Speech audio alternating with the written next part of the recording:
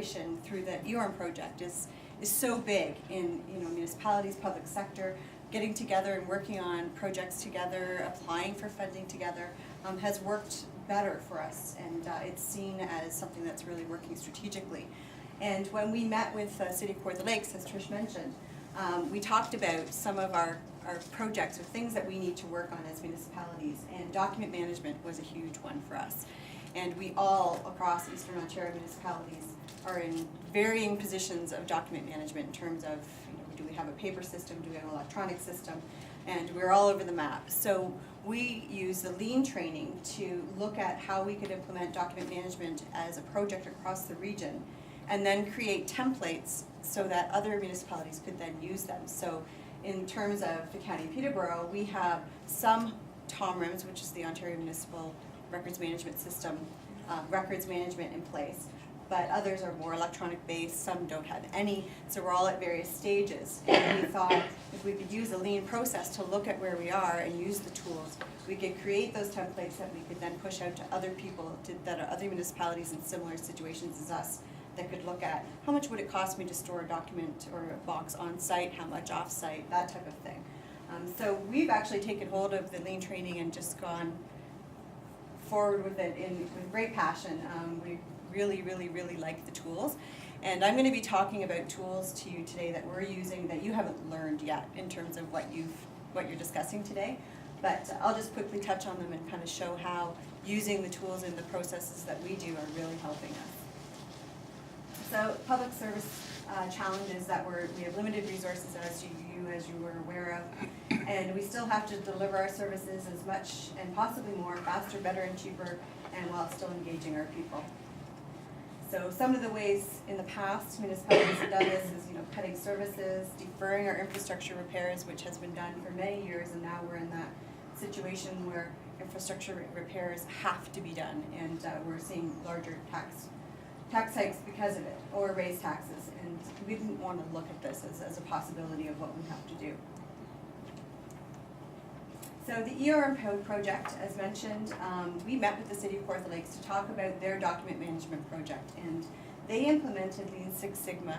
They had a new CAO come in and a new mayor about 5 years ago they started, and they actually went full bore on Lean Six in terms of they seconded people. They have a budget for it. They've actually seconded 4 staff that are black belts. They have 40 green belts in the City of Kawartha Lakes, and then a lot of white belts. And so they have really bought into it. We're at a much slower pace than that, in that we don't have a council that wants to put a lot of money into it. So what we're doing is kind of doing it ourselves internally and looking at our processes. So myself and our director of HR from the County of Peterborough are both in the green belt training, and we have projects that we have to implement.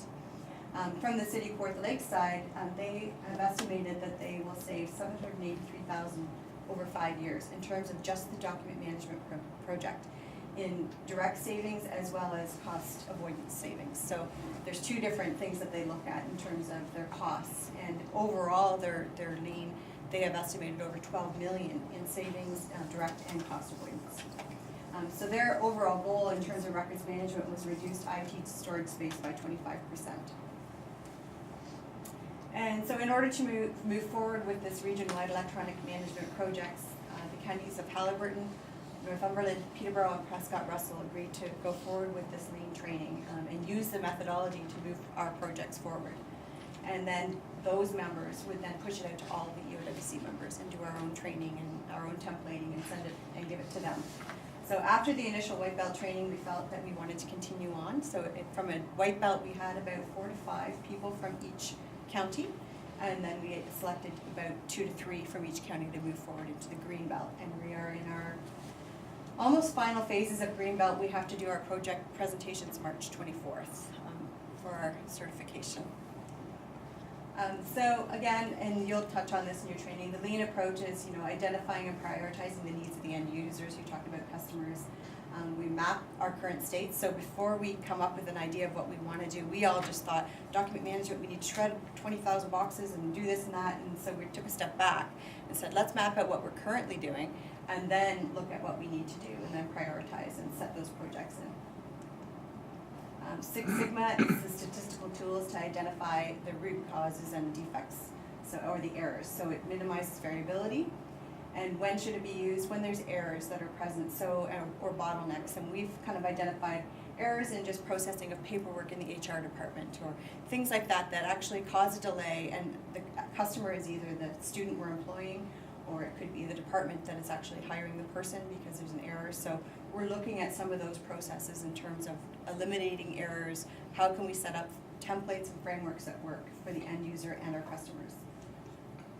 So you'll talk about this again when you move forward. The Six Sigma approach is the DMAIC. You define, you measure, then you analyze, then you improve, and you control. It's very cyclical, and then you monitor. So it's just a way of looking at everything you do.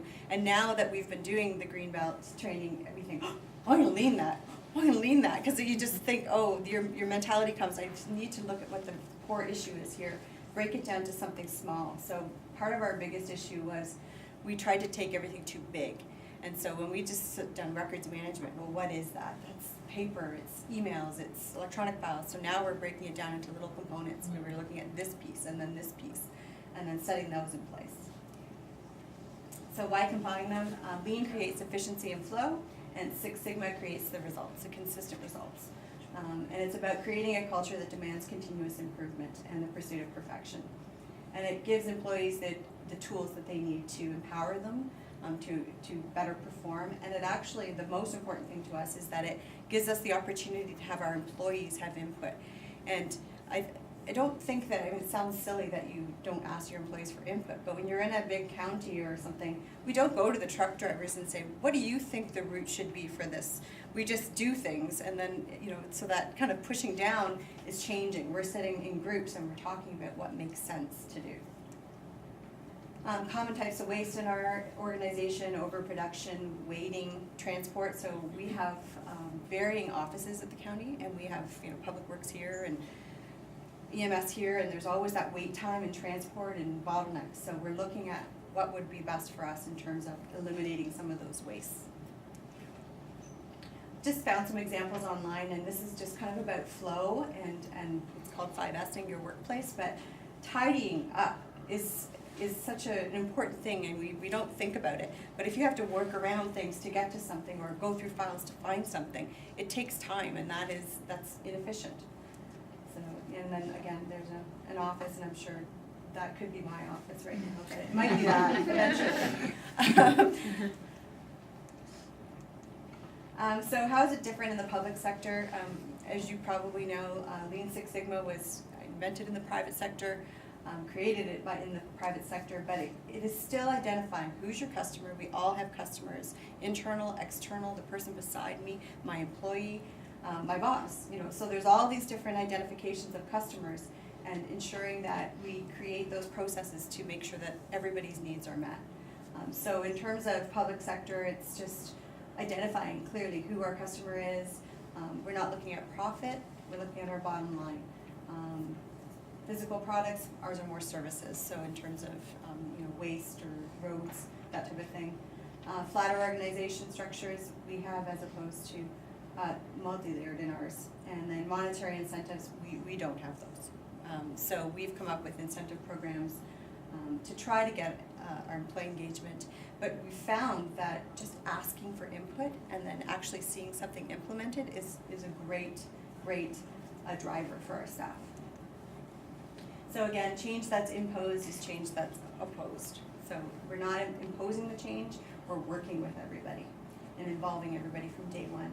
And you'll see kind of later on that our Director of HR's first Lean project is actually to create the framework of rolling out Lean in an organization that has two unions, different staff, and how to do that without making people think, no, am I going to lose my job? Is your intent here to cut my job?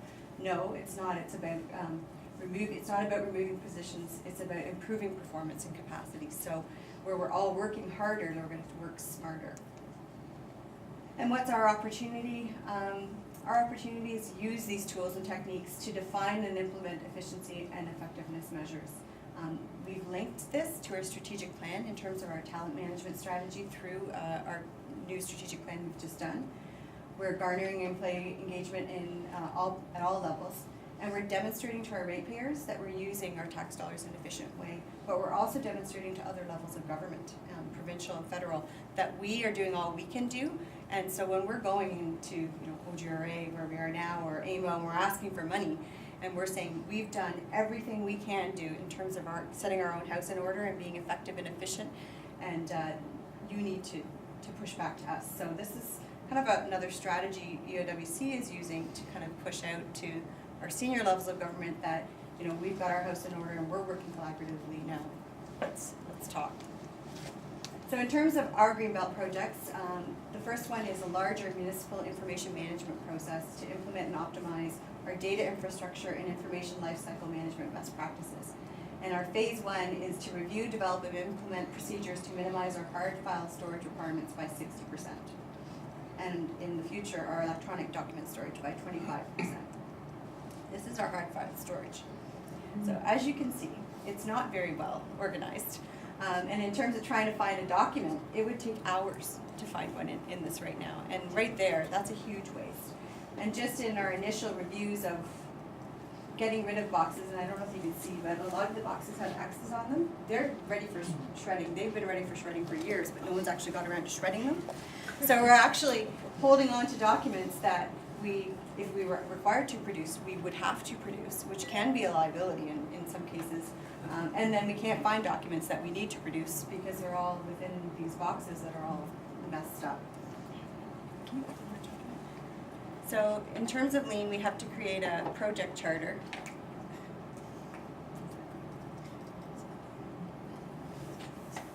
And basically it's following it's our value stream charter and what we're doing in this. And our goals are to minimize the hard file space requirements, minimize the human costs, minimize our legal exposure, implement appropriate file storage principles, and then implement and optimize hard storage file space reduction by 60%. And at the County of Peterborough, we're in an odd situation in that we have a really old jail, and I don't know if anyone has been there, but it's been decommissioned, and that's our storage facility. There's no heat, there's no humidity control. It's just there's probably rodents.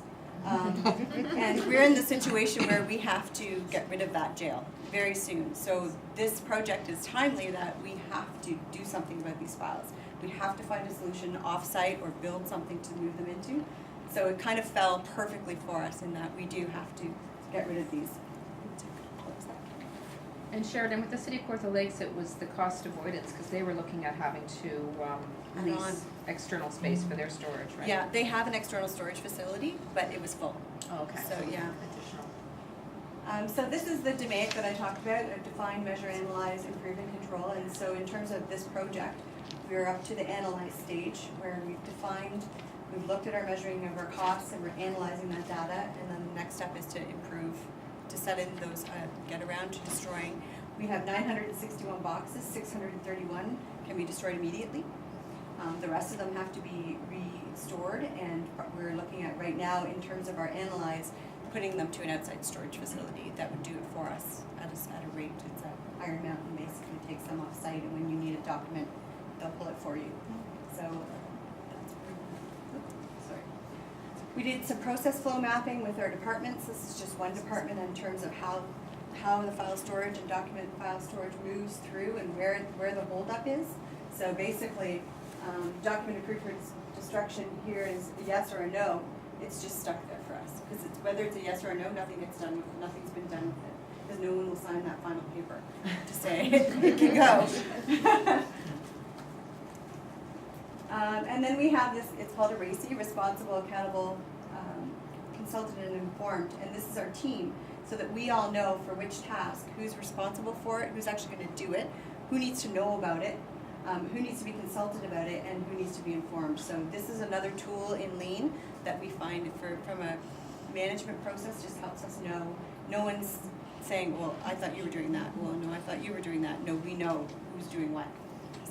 When you were coming out, who helped you to do this? This was part of our training in the Greenbelt. In terms of the tools that they've given is... so you've completed the Greenbelt, or you're trying to get your Greenbelt? I'm almost done the Greenbelt now. Okay, so when this project is over, yeah, the project's required for you to establish your Greenbelt. Yeah. But who's helping, like, is Fleming or somebody helping you to apply a white belt in this case? The green belt? Well, I know. Or your white belt? Yes, they've always been there, so I know Trish and Tara very So well. somebody's helping you to actually put into. Are they consulting with you? Yeah. You have to hire somebody Very to- rarely you need it. Yeah. Like, once you get the tools and you Okay. learn how to use it, we have two in our organization, myself and Patty, Yeah. that are both green belt. We sit together and we talk about Okay. what, and we make sure, does this make sense to you? Am I doing this right? Yep, am I doing it? So I would highly recommend at least one person, or at least two people, sorry, Yeah. from an organization be part of the green belt, because then you can bounce off each other. But it's not part of an external consulting. Nope. No. No, This is once you're internal. given the tools, you're kind of given the tools, and we've actually gone out, I mean, we're told what these tools are, but we've gone out and got these, we made these. This I made in Visio, you know, this is, you can get this on Excel or Word or any of those. So we've got the tools that we've learned from Fleming through the training, and then we're applying them specifically to our projects. And it is typical that you have a mentor going through a green belt project. It's, you know, usually that's the black belt's role, is to mentor all the green belts. It can be done different ways. So this particular green belt training, the customer wanted it a certain way, so it's being delivered a certain way, and often it's typical, so that would not be out of the norm to have mentorship, and I would highly encourage it. And I think the reality is in the green belt training now, there's enough people in the group and in Fleming and around to support that process that it's maybe not formalized so much, but in answer to your question, absolutely, there's mentorship generally expected to be available. Okay, good. And Yeah, we do share, like we're sharing, I think that's our Yeah. value stream charter. Yeah. And so the county now has developed tools that they're sharing back to Fleming, and the city of Kawartha Lakes and the hospital share tools with me. Yeah. So you find when you're in a cohort like that, you're invariably, someone comes up with a great idea, I think you're gonna show Kanban maybe, Mhm. and we start sharing tools. Yeah, and yeah, so in terms of our EORN group or EOWC group, we get together separately from our training with Fleming, and we get together and talk about our projects as well. Will this content be shared with us since it's not in our book?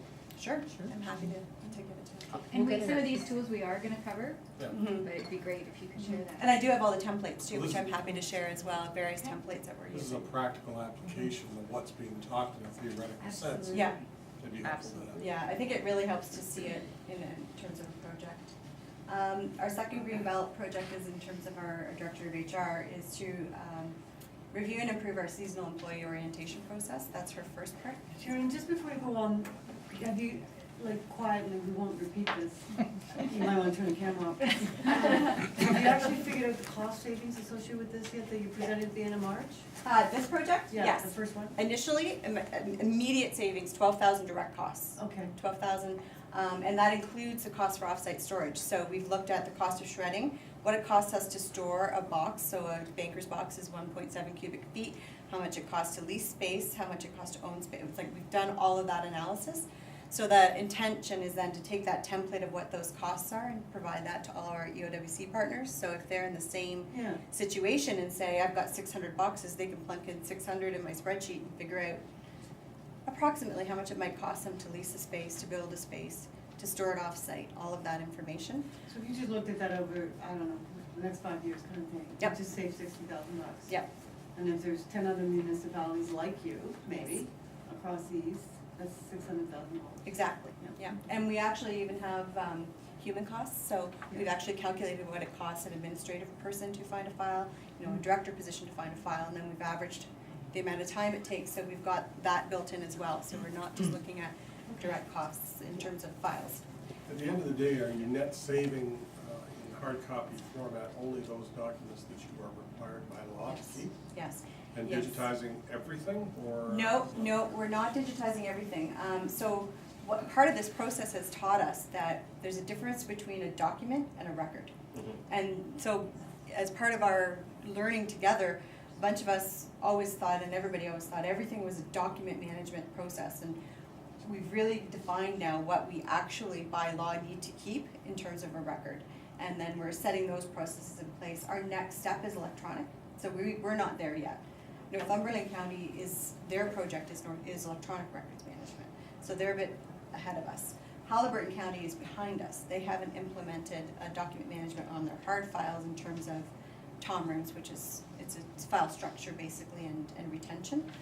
So we're all in different spots, but we all talk together and try to get through to the next step. So Halliburton could take mine now and go, okay, we've got this, now we're gonna do this, and we're gonna go to Northumberland and say, okay, you did that, how'd you do that? So, Is the failure to launch the destruction, the actual destruction of the X marks boxes driven by the fact that somebody's sitting there saying, you know, once we pull the trigger on that, it's pretty final, maybe we'd like to get that captured electronically or converted into electronic format, then we can, yeah, we have some gun-shy senior staff that, you know, yeah, I don't wanna get rid of that file just in case. We haven't looked at it in 20 years, but just in case, I need that one document. But in terms of City Kawartha Lakes, they went, there might be a just in case, and we might end up in court, and that's a risk management thing we're gonna take, and we're getting rid of these. And they did it. And they do it in terms of their email. They actually have caps on all their staff email, and it's gone. If it goes over, it's gone, regardless of whether it was a record or not. So in terms of training staff, we found that a little bit too much on in our terms, but yeah, it's getting people trained in knowing what is a record, because I don't know if you're like me, but I have 20,000 emails in my inbox. And then you have to start going through and getting rid, and I do have 20,000, and that's better, I had 40. But you have to start getting processes in place, and doing something like this gives you the time then to do other things, right? So it might free up a bit of time that you would be looking for files, sorting files and setting it out, setting it straight. So. Thanks. Oh, you're welcome. So in terms of our second project is HR, it's reviewing and improving our seasonal employee orientation process. In the past, we would bring seasonal students in Easter weekend for training. We'd have to bring our staff in. We'd have to pay them to be there. We're looking at electronic modes of trainings because most of our students do everything electronic anyways. We're doing our recruitment by Skype. We're doing our interviews by Skype this week for students that couldn't do it or on different weeks for their university breaks or college breaks. And then in terms of a longer term HR project is to increase employee engagement, enhance communication, leverage our technology, and improve our processes that recognize cost savings and provide effective leaderships to get results. So that's pushing this greater project out, because there's always that fear. And you know, people hear, Toyota did that and they laid off 30 people when they looked at where the waste was. Well, we just want to work smarter. And I think that's the only way that municipalities are going to do things better, is to work smarter. So in terms of next steps, again, I've named different things that are more tools. Undesirable effects analysis is basically looking at what's the bad thing that we're looking at and what is making that happen, through the fishbone diagram as well. 5S'ing areas of storage is that whole sorting and making your area better. And Trish did a really great session with us where she had a box of things, and then she put all these obstacles in our way, and we had to run to the box and get the thing on the paper, and then you had to run around things, and it just made sense. You know, if you clear up your workspace, or if you look at where people are sitting and how they function, it makes sense. We have our receptionist at the county courthouse. Her back is to the door when people come in. It's just the silliest thing, because she actually has to turn around. People can see her screen. So right there, that's the first thing we thought of when we went in. So we need to change her workstation setup, because one, she's probably going to get a sore neck, or might even go off on some type of disability, because she's always turning to see who's there. So that's just looking at your areas. Swim lanes is basically a way to look at where cross-departmental influences are. And then, again, documenting our processes. A report is coming back regarding the optional for file storage for us. And ongoing review to ensure compliance. And I'm going to ask Karen. I'm going to ask Karen Joplin to come forward. She actually works for me. She's our manager of fundraising and partnership development at the county. It's a new position that we've created, and she's already just blooming in the role, and it's such a great opportunity for us. It's a CFDC 3-year funded position. And thank you. But her role in terms of municipalities, I think, is so key, because we can't rely anymore on the funding that we got before from the province or the federal government as much. So we're looking at partnerships and fundraising and other ideas to how we can bring in funds to the county, and that's what Karen's doing. And one of the tools that was identified in our lean training is a thing called Kanban, and she's going to talk about how we've implemented that through our whole department. Yep.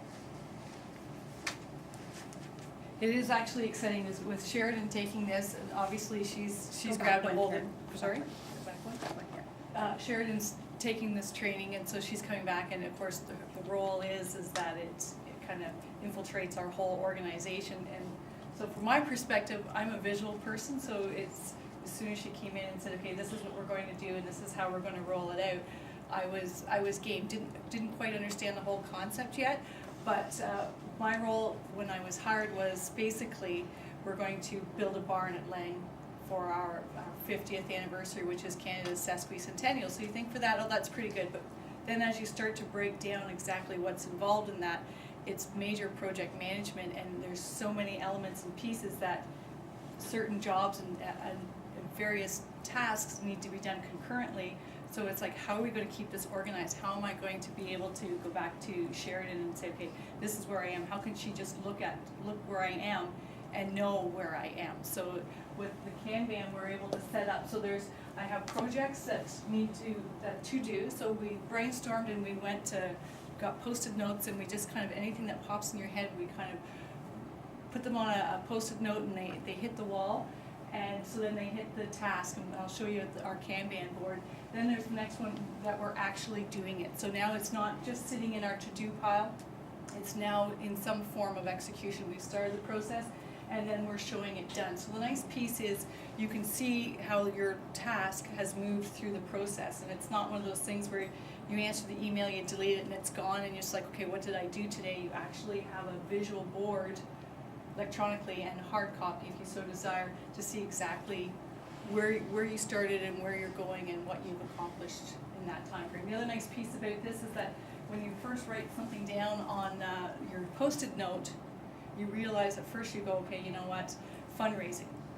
But then you realize that's so much bigger. Like, yes, there's fundraising, but what is fundraising? And it's breaking it down, so it's creating the to-do list. It's more manageable. It's bite-sized pieces, and it's not so overwhelming, and you're able to actually take these pieces and move forward at a quicker rate. So it's just, you don't miss the steps. Is there anything else you want to say about this particular one? I think one of the main things too with Kanban is that the doing column is supposed to be as little as possible, because you need to focus on, you're documenting what you need to do. Your task is to get it done, but when you have too many things in your brain, which we all do, and we're writing them in notebooks and stuff, the idea is to get that focus on that doing and then move it to done. So to try and keep as few in the doing column as possible to keep your mind free to focus. Because when you focus on what you're actually working on, as opposed to all the 5 things that you need to do in the next hour, you do it better. And that's kind of the reasoning behind it.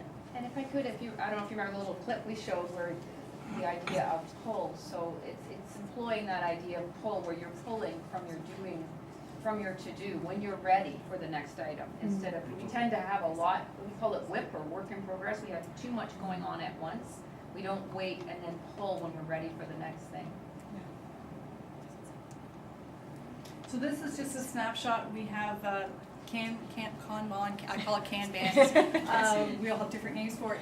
It's an electronic database. It's an online software system, but we have a visual board too. So again, this plays back to my world as a visual. So I have this over top my desk, and Sheridan and I first sat down, we went, okay, what's your world? What is it made of? What needs to be done? So that this way, at any time she can walk in and she'll see exactly where I am at different stages. So I've set up, I have a communication, networking, promotional package, funding, federal partners, provincial partners, and so on. And some of these will change as my promotional package, for example, as I get it pulled together and done, it'll come completely off this board, and I can replace it with my next bigger, fuller project. So for me, this is, and for the office, for our team, they can see exactly where I am. So what we've been doing right now is just mapping everything out, and anything that kind of hits my brain, I think, oh, I need to talk to that person, or oh, that's a good avenue to take.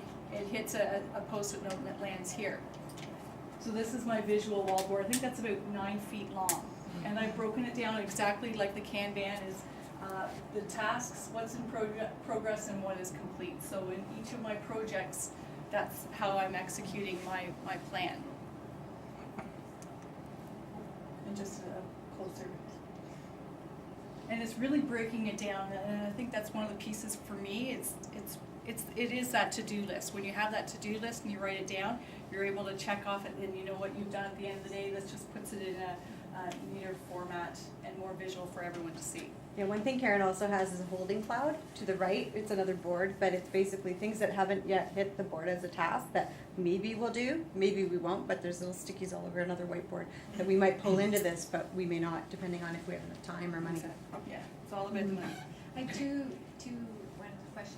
One is just nitty gritty for people wanting to do it. Is that whiteboard on the back, or is that something, it looks like? It's a roll up, it's about 9 feet long, no, it's like a plastic coated paper basically, and you roll it and just stick it on the wall. Staple or Yeah, but Yeah. it is a white, it's marked white, like that. It's The dry wipeable, erase markers, but it's yeah. exactly fit for the regular stick-it notes, post-it notes. I It's just spaced Googled exactly for it. and so- found how they had the board, and I just got some electrical tape and. Yeah, she posted the black. She put So the where black did you one. get the white?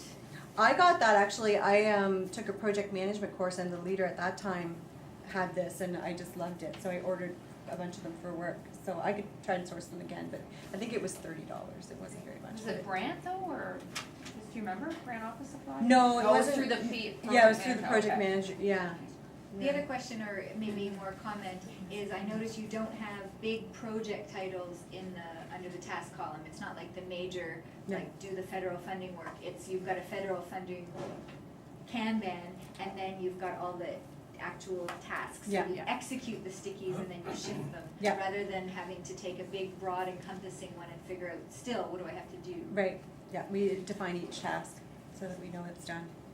And it's really good too, because at the end of the year, you can take all your sticky notes and say, when you go through your performance evaluation, and say, this is what I did this year. I mean, here you go, here's my file of stickies. And it's just, and again, for me, it just pulls back because it's that, I'm that visual person, that to write it down and have it, whether it's sticking on the cloud or whether it's here, is just, it's kind of one of those things that I know that I'm not gonna forget about it, and it'll get done. And so this is the online database for the Kanban that we have. So Sheridan showed the team what we were doing, and then we all went online, and she invited us to our Peterborough County group. So then we listed out our projects. So then we each have our Kanbans or our daily activities. It's kind of one of those, it's that task list, like, okay, I need to email so-and-so, I need to make a couple of phone calls and all that kind of, just the really small finite tasks that you do each day. So you're actually, I go in there and I list that out in there. And within my daily Kanban, if I'm looking for some sponsorship attached to Lang, I have one that's kind of geared to sponsorship, and then within it you're able to make subtasks. So I'm able to say that if I'm calling RBC, if I'm calling BMO or CIBC, whatever it is, I can then pull them out into subtasks, but still under the one task of finding sponsorship dollars. So within here we have, it's hard to see, but I have my agricultural, the Hall of Fame, Hope Mill. I've broken down to communications. This is all, the big project is the Ag Hall of Fame, and within that is communication, networking, promotional package, media sponsorship, provincial, federal grants, EODP funding, RED funding, and so that's how I've broken it down into smaller tasks. And then when you open up the communication Kanban, the task, again, it breaks it out even further. It's down to media releases, to social media, and again, social media is Facebook, Twitter, and so on, and all that. So it's all right in front of me, so when we start working on the projects, I can just click them. So the nice piece too is, with Sheridan, there's a lot of things that I'll start executing, but before I totally sell it, I need her approval and buy-in, or just that quick review, so I'm able to tag her in that and give it to her instead of, so I'm assigning her a duty, is in essence what I'm doing. And within this, you're able to go in and through your email, if I touch any of these things, I can send myself an email saying that, or the team will get an email saying Karen's gone in and updated, and RBC has now given X number of dollars to the sponsorship fund. Or Sheridan, I send this to her and I have like 5 or 6 questions that is just one of those, rather than take time and have a full conversation, she can look at that, answer the 5 questions, keep it within that task. And when she's updated it, I get an email saying that Sheridan's updated it, and it actually shows me the content of the task in there. So it's, in that respect, it ties nicely into your world. We keep this up on my desktop all the time, but I'm still working, and as I finish a task, I go in and I click on it and move. There's some things that are in here are that don't hit my big visual board because they're really smaller projects, or they just happen too quickly that it doesn't need a sticky note. So this is how I live. And then the nice piece is, and you know, it comes down to, it's like you work all day and you do, and then you go at the end of the day, what did I do? I can't remember one thing I've done. I know I was on the phone, I know I was emails, I know I was doing documents. There's this task over, this pane over here. So it shows of everything that we have, 50 of them are done and finished. There's 18 in progress, 25 are requested, and if Sheridan had some projects that she was working on that were between, say, her and HR with, or the CAO, they can be blocked that I wouldn't have access to that. So it's that kind of chart that you can create things in there, but there's frameworks and the templates to set it up so that you're living within your world and what's appropriate. It's a great tool. I really enjoyed it. It's living through it. There's parts of where you kind of go, yeah, I really like it, and then you start executing, and then as Sheridan says, it's one of those things that you pull back and go, oh, did I define that? Did I put it in a task? Did I copy it down? And am I, instead of having that knee-jerk reaction to a job that comes in, you're actually planning it and putting it in place. So it's, in that respect, it's really great. Just a question, I've got Kanban eyes on my screen here. Good. The pricing model, where does the county, what have we purchased? So we're in the 1,000 free as a corporate thing, and then it's $5 per month per user thereafter. So do you record the amount of time it takes you to update this thing? It keeps track of it. It keeps track of it. So if I go into a task and I'm working on sponsorship, I'll open up that one and I'll be working on it, and that's when I click on it. I didn't take a snap of that, but it actually shows, I think the next page does. okay, so, okay, good. I'm going right. So this one is daily Kanban. So this, again, this is that overchart where we had communication that breaks it down into what was requested and what's actually been done at that point. So when you click on this one that opens up, it says council reports. In there it says how long, did it hit the board, and then how long you've been working on it. So it actually tracks the time. You can pull reports out to show, okay, this particular council report hit the Kanban on, depending on what you're working on, it could have started on Monday, February the 1st, and it closed on, you finally moved it over to complete on the 22nd of February. So depending on what the project is, and that's the piece it's learning to, how much time is it gonna take me to create this and do it? But I think in terms of adding a task, it's like 5 seconds. Yeah. Because you just click new task at the top, you type in your thing, and it's in there automatically, and you just click and drag it. It's really, really quick. And in terms of, for me, I was losing things. Like people would call or ask me something in a hallway, and I'd write it down in my book, but then it gets buried in hundreds of pages. I just put it in here so I don't lose it. And I'm finding that's really good too, in terms of, oh, darn, I forgot to do that. Or something where I just, if someone calls and asks, I put it in while I'm on the phone. And we have dual screens, so I keep it open. It's my main screen, and I keep it open all day long on my secondary screen. So for us as a team, and we're corporate projects, so we have a lot of different ones going on in terms of facilities and Karen and purchasing, and so we can see if someone asks me what's going on with the new addition or the new toilet, I'll know because I can see David's finished it, or I know that I can pull up theirs and look at it quickly, whereas opposed to having to track them down and say, where are we with that toilet at EMS? I can see it. So. Oh my goodness. Yeah, it's one of those things. It's different. It's just a little bit left of center, and you just have, once you get into doing it, that's your new routine, is taking this on. It's instead of writing it down in that notebook or wherever you did before, it hits here. And I think the piece I like about it is it shows you that when you're done, you kind of go, you know what, this is what I got done today, or this is of all the projects we have on there, this is what we've done, and the measurements is there, and that's important too. We always say we need to celebrate our successes, but as soon as we say that and then the project's done, we're either midstream of another one or another one's shortly following afterwards, so we don't take the time. So that's Kanban. So yeah, in summary, basically ensuring a consistent and rapid deployment. We're actually obviously on the rapid deployment. Select projects with large potential to create value. So in terms of our hard document records management, there's a great one to come forward to council with because it showed an immediate savings to them. Approve and support the schedule of plans, oversee the implementation, training, identifying and removing barriers. We had a couple of senior people that have been around a long time that weren't really open to us talking to their frontline staff or identifying efficiencies because I think it might look bad on them that you're identifying something that might have been perceived as inefficient. It's not the intent, it's just to do better. So it's kind of removing those barriers. And in terms of that, we have our project sponsors, our CAO. It's really important that you have the highest person, people, council, CAO, whoever is your highest leader supporting this, or it won't happen. Because those people are going to go to that person and say, so-and-so's looking at this. Communication, can't say enough about it, and resolving conflicts. Any questions? Okay, thank you. Oh. What surprised you as you've gone through it so far? I think in terms of that, I'm so excited by it. It's funny because there's so many things that we've wanted to do or talked about doing, and we're actually doing them now, which is, I think, a great thing. And the opportunity to engage everybody, I think, is really a good thing too, because we haven't in the past. I'm interested in the culture.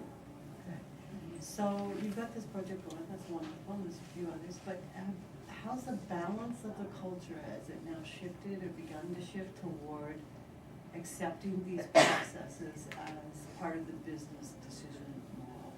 Yeah, so for us, we had to incorporate it in our strategic plan. We have basically a bottom and a top, so bottom up and top down. So our bottom up is, all my staff, they love it. They're like, let's do this, let's lean that. So it's getting that word out at that level, and then also the push down from the top. But there's always going to be the naysayers, and there's those guys in the room that are like, oh, I don't know what to talk about this. And you're not going to get rid of those 1-2 people that are going to be like that. I honestly don't think that you'll ever, but we have seen a couple people say, this is going to make sense on some things. The bottom, have they all been trained on at least white belt? We're not all been trained, no, we're right, because we're still in our green belt, so we have to finish our green belt projects, myself and the director of HR, and part of that green belt is putting that framework in place to then push it out to the rest of the staff in terms of training them, so train the trainer. And then EORN needs a broader discussion on, are we gonna have a black belt? Are we gonna have a black belt? So we kind of need to get to that point too, whether EORN EOWC is going to have one person who could be that go-to for all of us in terms of a black belt. We haven't got that far yet. Just wondering, say some of the other departments that are in a typical county, like roads and, are they doing some green belt projects? Yeah. The seasonal recruitment is a great one because it impacts all the departments. So that was one we selected on purpose to pull in roads, to pull in waste management, to pull in Lake Pioneer Village. And they're involved in that. So we sat as we selected for the team, and then we sat and went through the whole thing with them. The process mapping, how we did it before, where the issues were, all of that with that team. So it was cross-departmental. So I was gonna say that, Sheridan, you're probably like us. If we undertake a project in the registrar's office, for example, then anyone who's involved in that project, they get a baseline level of training and awareness on the principles, the tools. So I would imagine you do the same. Yeah. Would be equivalent to about a white belt level, about a half a day. Yeah, we have a presentation Couple a little hours. different than this, but Yeah. we've done a couple of little things like Trish taught us about moving or use some examples of photos, the file storage, the receptionist, that type of thing. But a lot of times employees have come up and said, that's really cool, I want to be involved in that. Well, the thing is about the file storage and that kind of stuff, it's not scary. Yeah. Like, it's not really about me per se, it's just about a bunch of boxes sitting around, so. But it makes their job easier, Much right? so. Yeah. I guess, but if I were like the big departments, let's say that are moving a lot of money through, like roads or something, I just wonder if there's resistance there, because you get a few wins there and they're multiple millions of dollars. Mm-hmm. Yeah, we're starting small, because like I said, we just kind of Right. started within the last 5 months, but we're identifying projects that we're gonna move through the process. Quick hit of the low hanging fruit. Yeah, some low hanging fruit, but we definitely don't want to deliberately leave out a department like roads because we're intimidated by going in there or doing Right. anything. So that's why we started with one that pulls in that kind of seasonal thing, and then we'll start with the next. I know City of Kawartha Lakes did a lean on rerouting all of their public works routes for operations for snow removal, and that was a huge project. And then They saved a lot of money. They saved a lot of money on that. But they've been at it for 5 years. Yes. So in terms of Yeah. implementing, not scaring the crap out of everybody and bringing people inside. Yeah. Now, in your organization, I missed it, are you guys in charge of the lean corporately? Yes. Okay, so there's designated people who are now, this is their function, is to lead on lean within the corporation. Right, but lean is a strategic action as well, and it will permeate through all of our work plans and all of our performance evaluations as well, so to every level. So if you didn't participate in the leaning of whatever and were resistant, and that may come up at your job evaluation next year. Right, which it should, Yeah, because that's part of the culture. the culture change, Yeah. basically. When you were talking about resistance, that you said that there was actually little, there is resistance. What kind of resistance are you running into, and how do you deal with that resistance? Yeah, so for us, we've had 2 types of resistance. One is the high level. I don't want you identifying inefficiencies in my department, because traditionally, there's kind of silo mentality in municipalities, or in many places there's silo mentalities.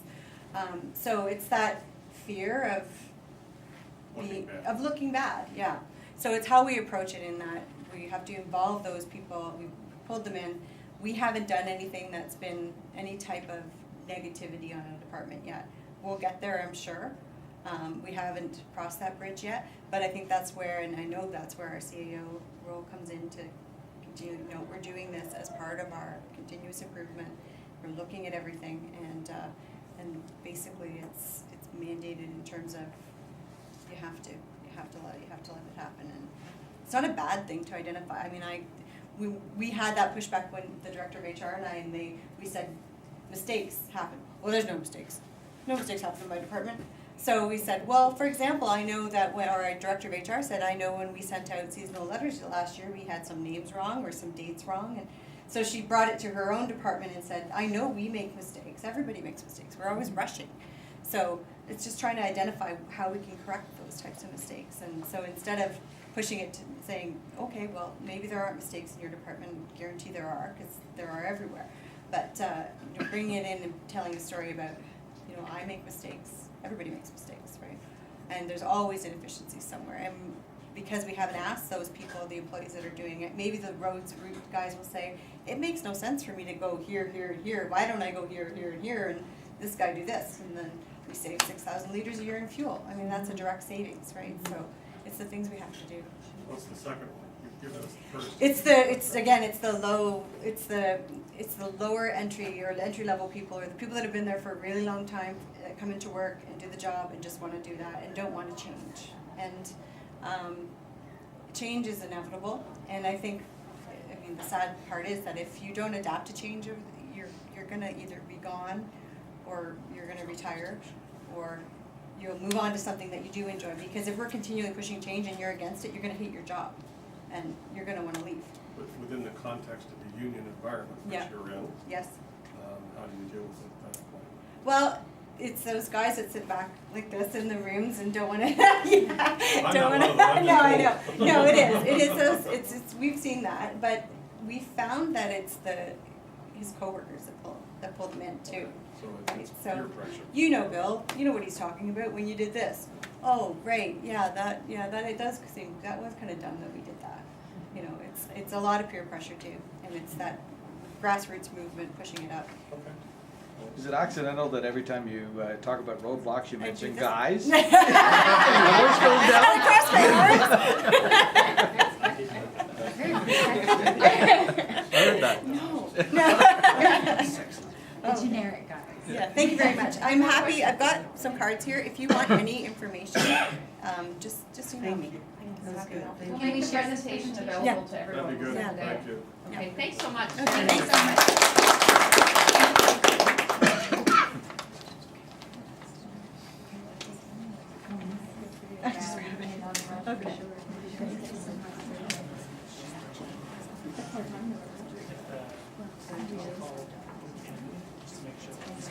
I don't even know what your schedule is.